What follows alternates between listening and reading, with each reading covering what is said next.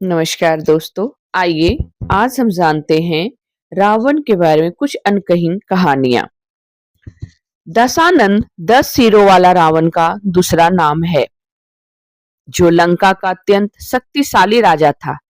पौराणिक कथाओं के अनुसार उसने अपनी तपस्या से शिव जी को प्रसन्न कर वरदान में 10 सिर प्राप्त किए थे और उसके 10 सिर थे काम, क्रोध, लोभ, मोह, मद, मत्सर, स्वार्थ, अन्याय, अमानवीयता और अहंकार जैसी 10 मानवीय विकृतियों के प्रतीक माने जाते हैं। रावण ऋषि विश्रवा और राक्षसी कैकसी का पुत्र था। रावण भगवान शिव का परम भक्त था, जिसने प्रसिद्ध शिव तांडव स्रोत की रचना भी की थी। फिर भी रावण युद्ध में राम से हार गया। रावण की हार की वास्तविक रहस्य क्या है, आइए जानते हैं। रामायण में रावण की मृत्यु को अक्सर एक युद्ध की जीत माना जाता है, लेकिन यह केवल शास्त्रों की लड़ाई नहीं थी, बल्कि अधर्म के अंत की कथा थी। 14 वर्ष के वनवास के बाद जब श्री राम अयोध्या लौटे, तो माता कैकेयी ने उनसे पूछा, क्या तुमने रावण का वध किया? तब श्री राम ने उत्तर दिया कि रावण कोई साधारण शत्रु नहीं था। वह महाज्ञानी था, महाबली था, चारों वेदों का ज्ञाता था, महाशिव भक्त था और शिव तांडव स्रोत का रचयिता था। ऐसे महान ज्ञानी को राम ने नहीं मारा, बल्कि उसके अहंकार ने उसका नाश किया। सीता पर कुदृष्टि डालना उसका सबसे बड़ा अपराध बना।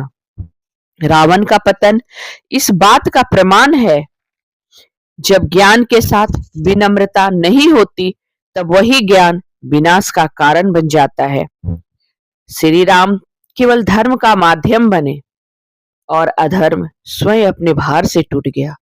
यह कथा हमें सिखाती है कि शक्ति और विद्या बिना धर्म के अंततः विनाश को ही जन्म देती है। अहंकार की नींव पर खड़ा साम्राज्य ज्यादा समय तक टिक नहीं पाता। रावण का पतन इसका सबसे बड़ा उदाहरण है। इस कथा में रावण की पराजय का वास्तविक रहस्य उसका अहंकार, अधर्म और आत्मज्ञान के अभाव में छिपा है। यह कहानी बताती है कि जब ज्ञान अहंकार से ढक जाए और शक्ति विवेक से रहित हो जाए, तब सबसे महान व्यक्ति भी पतन की ओर बढ़ता है। रावण की हार केवल राम की विजय नहीं, बल्कि धर्म, विनम्रता और मर्यादा की शाश्वत जीत है। आइए अब हम जानते हैं कि जिस कन्या से रावण का वंश नष्ट हुआ, उसका जन्म कैसे हुआ। कथाओं के अनुसार रावण ने अनेक ऋषियों का वध कर उनका रक्त एक पात्र में संग्रहित किया था।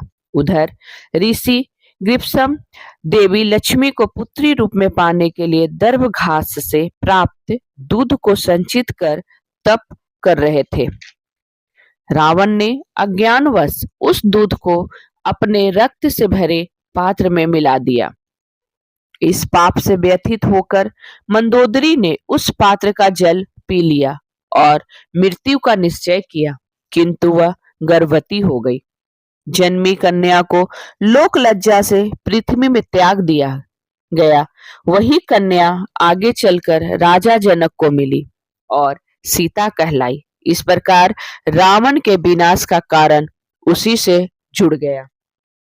प्रियजनों, अगर आपको ये मेरी वीडियो अच्छी लगी हो तो प्लीज इसे लाइक और शेयर करना ना भूलें और भक्ति कथाओं के साथ बने रहने के लिए मेरे चैनल को सब्सक्राइब करें। धन्यवाद।